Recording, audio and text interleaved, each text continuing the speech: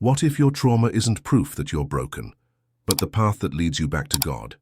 What if the pain that haunts you, the fear that paralyzes you, the silence that's been eating you alive, isn't here to destroy you, but to awaken something sacred within you?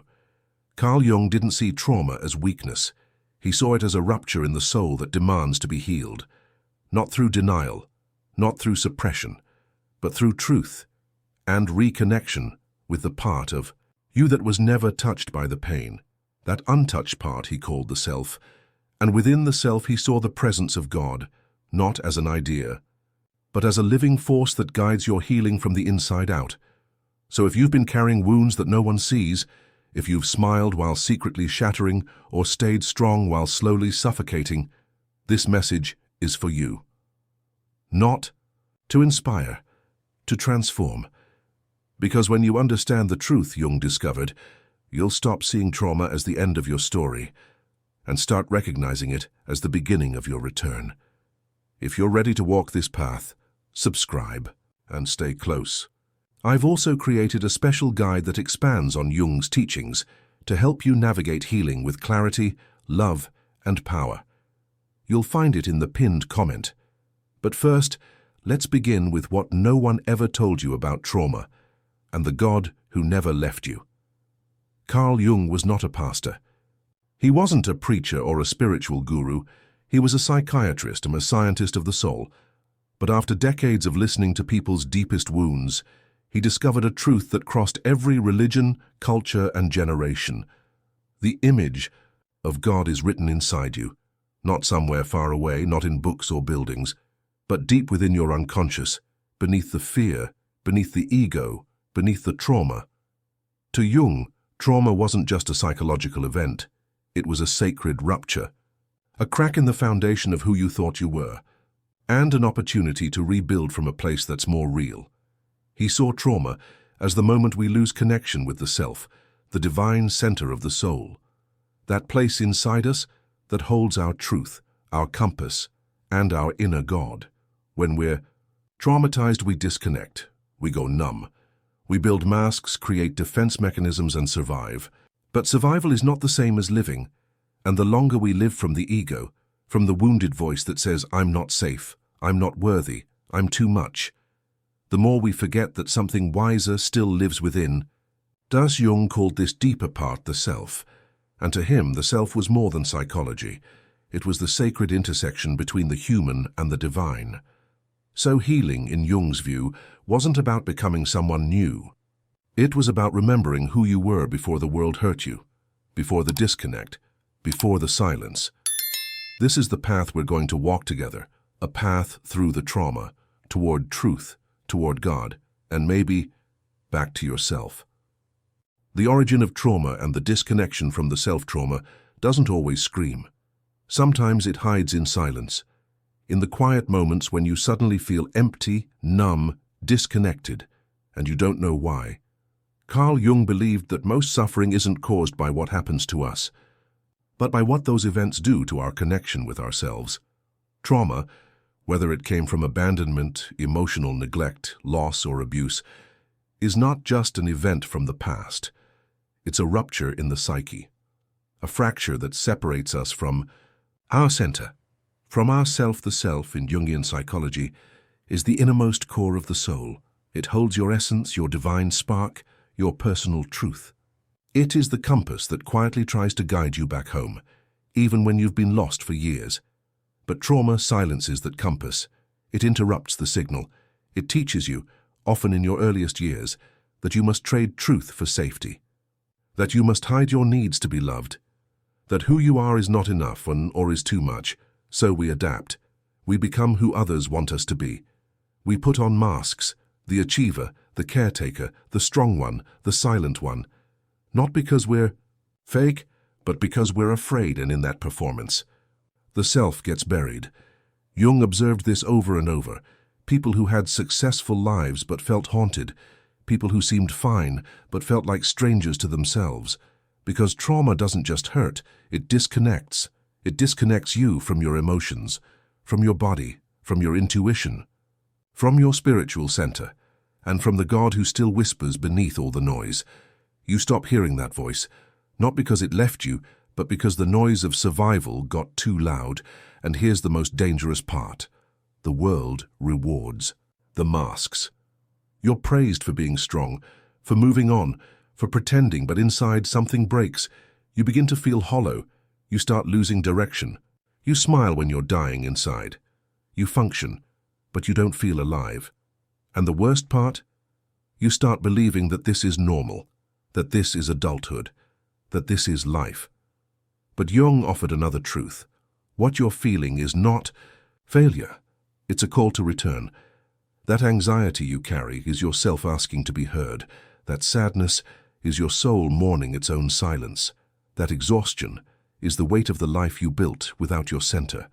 You're not weak. You're not lost. You're not broken. You're disconnected. And disconnection can be healed, but healing doesn't happen by ignoring the past. It happens when you finally turn inward, not to relive the pain, but to reconnect with the part of you that was never touched by the trauma. Because trauma affects the personality, the ego, the emotional body. But it cannot destroy the self. That part of you, the divine spark, the true inner voice, always remains whole, untouched, waiting for the day you stop running, waiting for the moment you finally sit in silence and say, I want to remember who I really am. That moment is the beginning of healing. And Jung warned us, the longer we avoid that moment, the more we suffer symptoms that make no sense on the surface, but speak volumes from the unconscious. That's why you feel empty after achieving something. Why relationships never fully feel safe. Why you can't cry even when you want to. Why you feel like your life is happening to someone else. Because when the self is pushed aside, you lose your center. And when you lose your center, you lose your peace. But here's the good news. The self never leaves you. It waits, quietly, faithfully, like God in the wilderness, not demanding your attention, but always ready to guide you back. That's why healing is not about fixing yourself. It's about remembering yourself, and remembering requires you to feel what you've avoided, to grieve what you minimized, to question what you normalized, and to finally say, I want more than survival. That's when the healing begins. Not with a therapist, not with a book, but with a decision, the decision to listen inward, to trust the whisper, to turn back toward the place in you where God still waits, unshaken, uncorrupted, alive. And when you do, you begin to feel something new, something ancient, something you forgot you had. Not motivation, not willpower, direction. Direction from within, from the self, from the God who has never stopped calling you home. Collapse is not the end. It's the portal to healing, Carl Jung once said. The encounter with the self usually begins as a collapse, not as a miracle, not as a sudden awakening, but as a breaking, raw, terrifying, and often misunderstood. Because what we call a breakdown is sometimes the soul finally refusing to be silenced. You've felt it, haven't you? That moment when everything that used to hold you up, the routines, the masks, the distractions, suddenly fall apart. When your mind gets foggy, your body gets tired, and your heart feels like it's trapped in a place it doesn't belong. You try to keep going, to stay productive, to smile.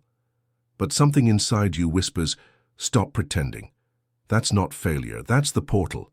The collapse is sacred. In Jung's eyes, it's the moment the ego surrenders.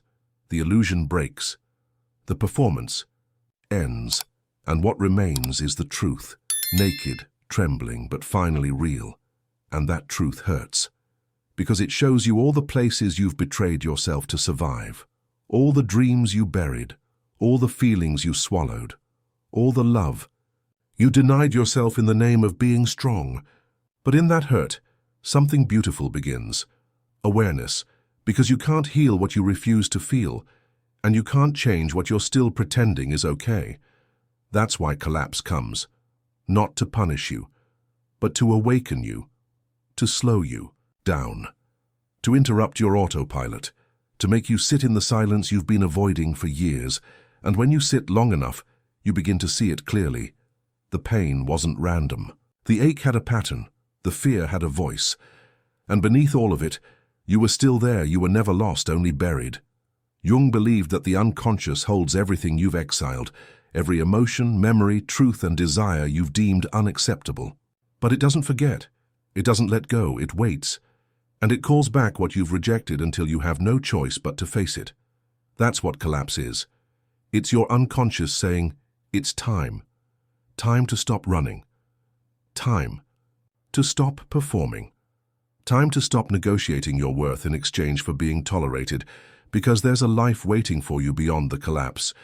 But you can't carry your old self into it. You have to let the old you fall apart. The one built on fear, the one who thought trauma defined you, the one who forgot there was a God still breathing inside your chest. And this breaking process, it's sacred. The world won't understand it. They'll call it depression, a breakdown. They'll say you're being dramatic or unstable. But in truth, you're becoming honest for the first time in your life. You're no longer hiding. You're no longer faking being okay. And that is courage. Because feeling pain consciously is one of the bravest things a human being can do. And it's also the beginning of transformation. This is why Jung never feared the darkness. He sat with it, he listened to it, he studied it, because he knew that what we repress gains power, but what we face begins to heal. So when everything falls apart, don't just ask, why is this happening to me? Ask, what is this trying to show me? Because collapse always carries a message from the self, a whisper from God, a deeper invitation. Come back to your center. Come back to the truth you buried to survive. I never left you. I've just been waiting for you to finally stop running. And when you listen, really listen, the healing doesn't come with fireworks. It comes with breath, with peace, with tears you didn't know you were allowed to cry.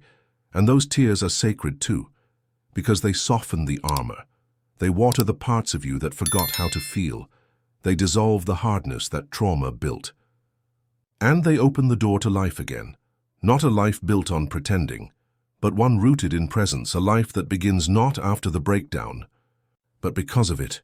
So if you're collapsing, don't panic, don't run, don't numb it away, sit, breathe, listen. You're not falling apart, you're falling through the illusion, through the survival mode, through the story that said you're too damaged to heal.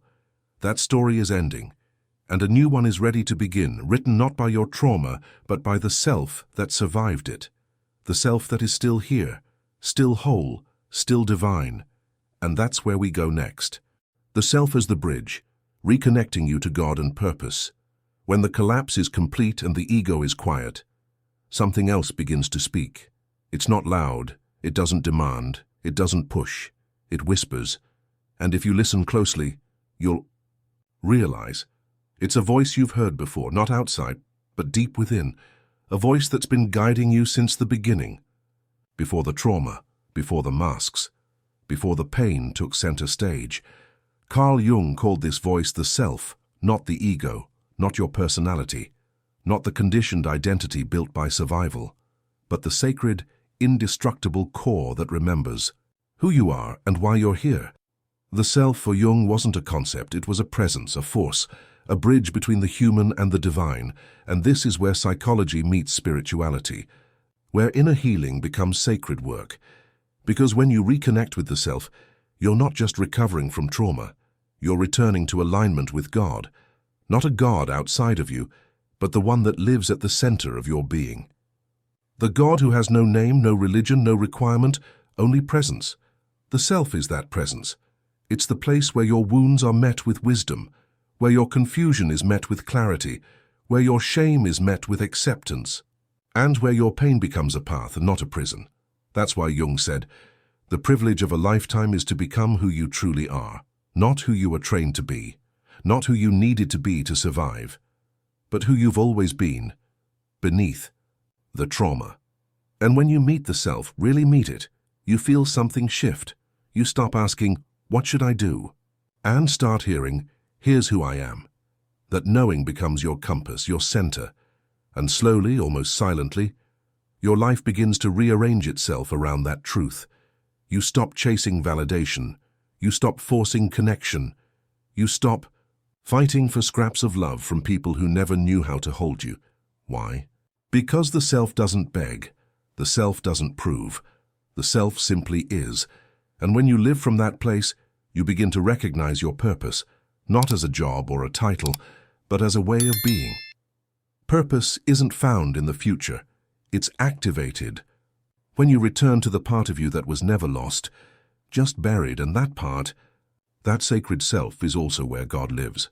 Not in the sky, not in an external voice of judgment, but in the stillness that follows your surrender, in the calm that comes after you stop pretending, in the clarity that rises when you finally say, I want to live from truth. That's the moment where trauma transforms into something greater. Direction. You begin to see the pattern behind the pain. You understand why things fell apart. You forgive yourself, not just mentally, but deeply, soulfully, because the self doesn't shame you for surviving. It honors you, it holds you, and it reminds you that even in your worst moments, you were being shaped. Every breakdown, every detour, every moment of silence, it all led you here, to this threshold, to this truth, to this invitation to come home. And when you say yes, when you allow the self to lead, you stop trying to become someone and start remembering who you already are, and what you are is not a diagnosis, not a trauma story, not a mistake. You are a soul, a bridge, a living, breathing intersection of humanity and divinity. That's what Jung meant when he said, God is a reality we experience, not a belief we hold. And when you reconnect with the self, you begin to experience that reality, not in theory, but in the way you show up, in the way you speak, in the way you finally live from the inside out. This is the return, the restoration, the sacred reunion between you and the you that never left. And when that reunion happens, you don't need to be told what your purpose is. You become it. You become presence. You become clarity. You become a vessel for something bigger than your pain. You become the message you were always searching for, because now you carry God. Not as a concept, but as a current flowing through everything you do.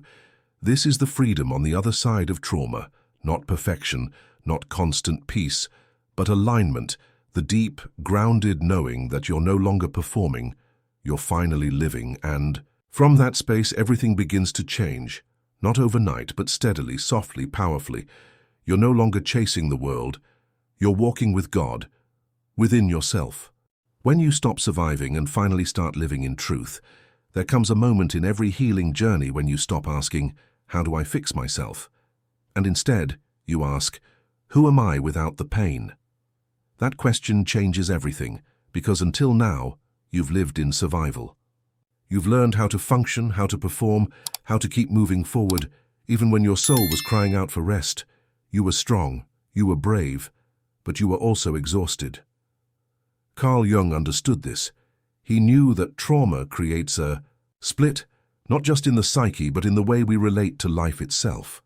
When you're disconnected from the self, you live in a constant state of hypervigilance. You're scanning, defending, overthinking, hiding, people-pleasing.